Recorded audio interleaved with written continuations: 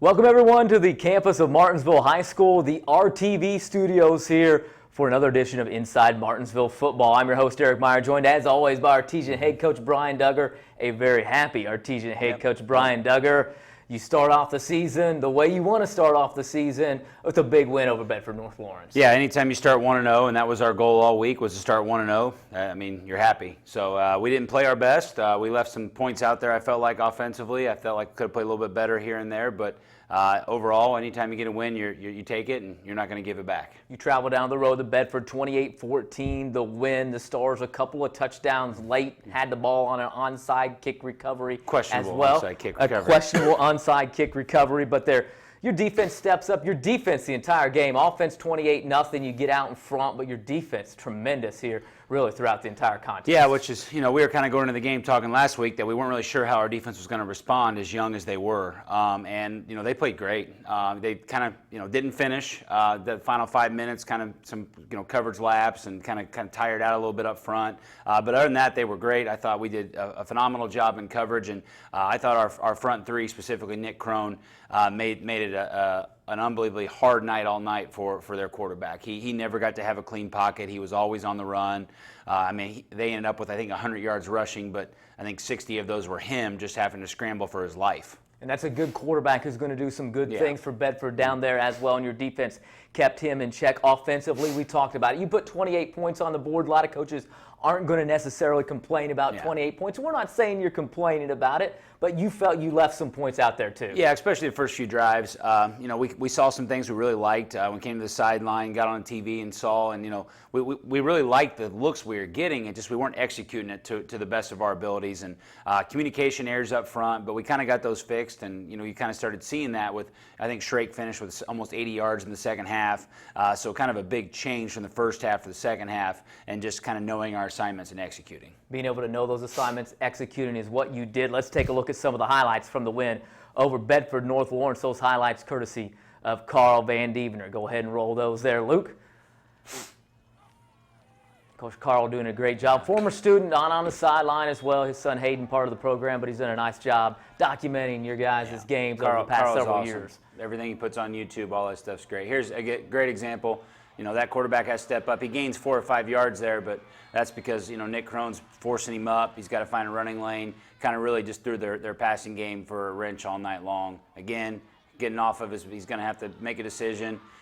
We're okay with giving up a couple yards here and there on those types of things, because if they're not slinging the ball around doing what they want to, that's good for us. Now, did Bedford do anything that you thought you weren't going to see them do?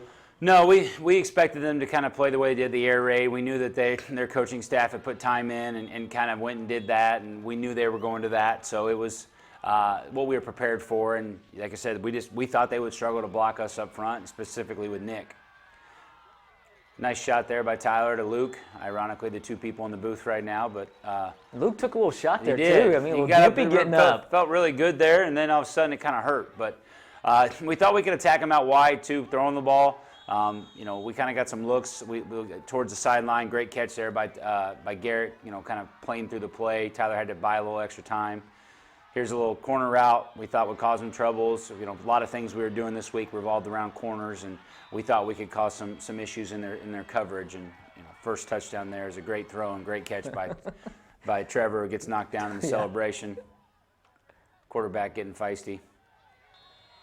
Quentin Bland. Quentin, another kid who had a great game, great senior, a player senior who had a great game, and just we did a lot of things really well. There's Quentin Bland, Dillender out for the first time. Just our defense played really, really well, and I hope that continues, because that's going to be big for us down the road. Again, you see Loudon here running, just trying to find space, trying to get it. Stevie Drake giving pressure. Nick Crone finishes it off. I don't know that he had a clean pocket all night. What, Nick ends up with, how many sacks did he end up? 3? Something like that? I'm not sure how many sacks. 4 tackles for loss. I mean, he had a lot. Yeah, I know that somewhere in our stats he was down for like 14 quarterback pressures or something like that. So he was all over the quarterback. Here's a little quarterback sneak from our H-back. We don't want our quarterback doing those sneaks. He's not strong enough for that. So we bring in our big H-back for those situations. A little trickeration going on there. It's a big stand for you guys. This was the game. We give out, a big play of the game or whatever, and this series was kind of the big play, if you will.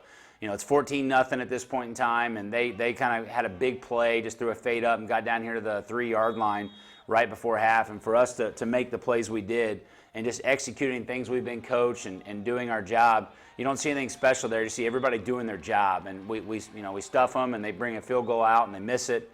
That's a big win. Huge momentum, right? I said on the headsets when it was like second down, I said, if we get a stop here, this is the game. Like, this right here is the game. And it ended up being a big deal and kind of killing momentum for them a little bit. Here you see the second half, we got the run game going. Offensive line did a much better job. Braden found some holes, and that's what we're expecting from our run game.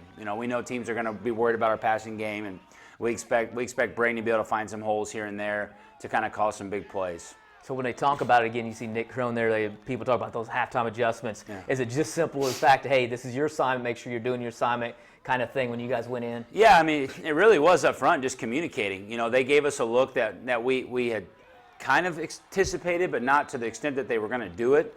And just kind of understanding, like, hey, the linebackers are outside the box. We're still working to those guys. It doesn't change any of our assignments.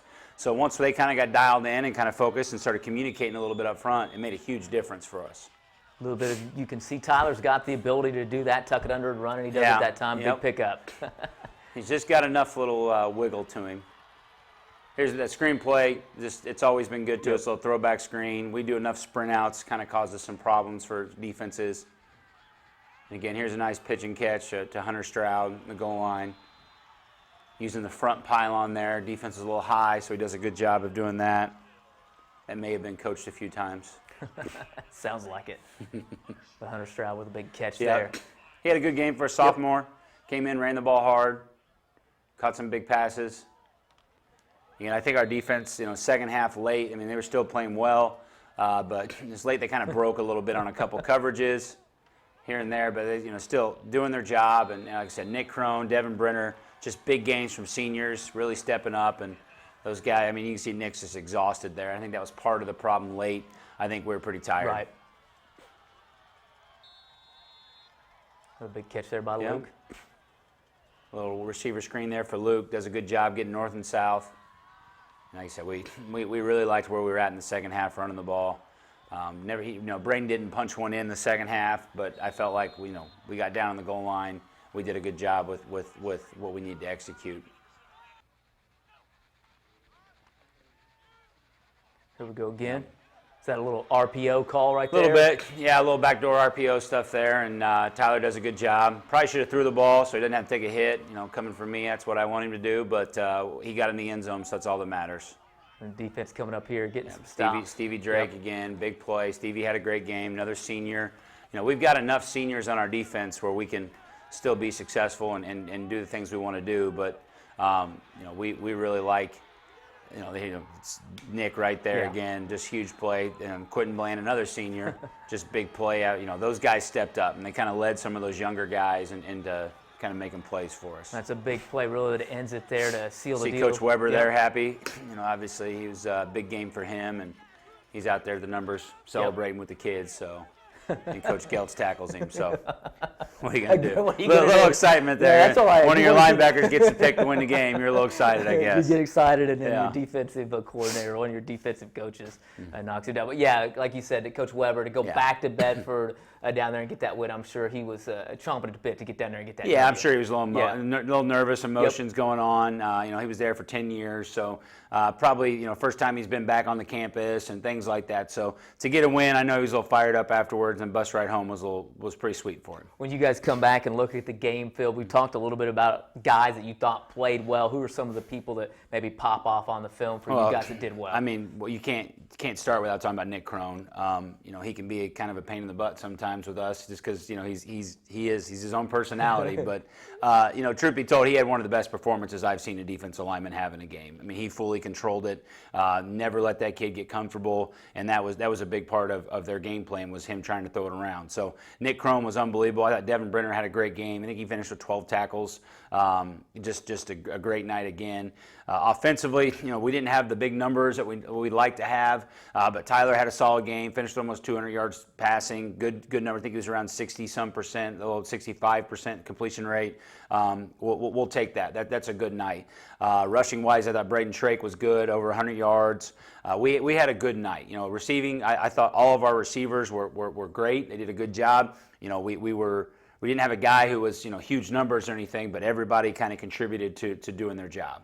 So now you'll move on to week number 2, and you know, for a lot of people, especially around here in Martinsville, this is the biggest week of the entire year. It's Bloomington South time. Yeah, you've been told. You're learning about it a little bit. I'm sure Nate Dilly's had some conversations with you here and there about. Been a few conversations from few people. You know, is he going to get the pregame speech again? We'll see. We'll see. If he gets the pregame speech, it's pretty good. I know that. So it is South Week, and we talk about it around here, making a big deal. Our principal, Jeff Bell, former Martinsville guy, he slung it around as well when he was here, and so he understands that South Martinsville rivalry. What's it meant to you now here in this third year south of Martinsville? Well, you know, coming from me, I've always, at Southport, we always played Bloomington South, and we weren't big fans of them either. There wasn't the rivalry that it is here, but, you know, South had a reputation. South had their success. They're always a great program. So you always wanted to beat them. You always wanted to kind of, like, you know, I look back to our first year that we had success at Southport in 2008. The one game that was like the game, okay, we're for real, was when we beat Bloomington South. Like, that was the game we were for real. Yeah. So, you know, for me, it's always been a big game. I've never not looked at Bloomington South as a big game. And you know, it's great to come to a place where this is a rivalry. You know, I don't own purple, so it works out well. You know, it's just kind of a really good fit for me, and I'm excited, and I know the kids are excited, and I know the town's excited. I told the kids, I've gotten phone calls, I've gotten emails wishing us luck and saying to go get the Panthers and all that stuff, and it's been fun. Fun week coming up as you get the Panthers coming into town on Friday night. This is a Bloomington South ball club that's lost several key players off of last year's team. I mean, you can't lose 2 D1 dudes and not have that impact you in some way, and it has Bloomington South impacted them in a little bit, but they're going to do what they do. How is this team, though, maybe a little bit different in the game film you've seen than what they were last year? I would say, you know, they're obviously the two McCullough kids are just they're out of this world. They're the reason why they're nationally ranked rivals recruits, and you could argue they single-handedly won the game last year with some of the plays they made. You know, they're a solid South team. They're good up front. They're physical. They execute well. Excuse me. This team just doesn't have the playmaking that they had with, you know, the 2 McCulloughs last year. Doesn't mean they don't have really good players, and they're not going to be really good and still tough to beat. But, you know, you tend to take those guys off. It's more of a traditional South team where they're just, like I said, well coached, fundamentally sound, and they're going to execute, and, you know, we're going to do our job to beat them. This is a team that's come in, Coach Gabe Johnson there. I know you're familiar with him and what he's done, and he's been with longtime coach Mo Moriarty. We're actually going to honor Mo prior to the contest, which is pretty cool since he's a Martinsville guy, former Martinsville guy. He went into the National High School Football Hall of Fame. He'll be the ceremonial coin toss prior to the contest, so that'll be good to be able to see that. But a Martinsville guy, for those that don't know, but most people do, he's a Martinsville guy. He came back along a lot of rivalries with the Artesians, and then when he moved to South. But Coach Johnson was his longtime defensive coach forever at Bloomington South, Carmel, and now back. And so that defense that they usually have, is it the same thing? You kind of look at that, I guess they call it a 50 type 3-4, 50 look. That you don't see true 50 too much anymore. East Central did in the sectional, but, you know, they're a traditional 3-4, which you see with like the Patriots in the NFL, Bill Belichick style, where they can kind of move those overhang backers a little bit up and walk one back and kind of just give different looks, and can mess with your pass protection and your run game a little bit if you're not communicating up front and sticking to your rules. But no, we expect them to be good. Coach Johnson does a great job. He's a great coach, and he was good under Mo. He's done a great job since he's been there. They won a sectional last year.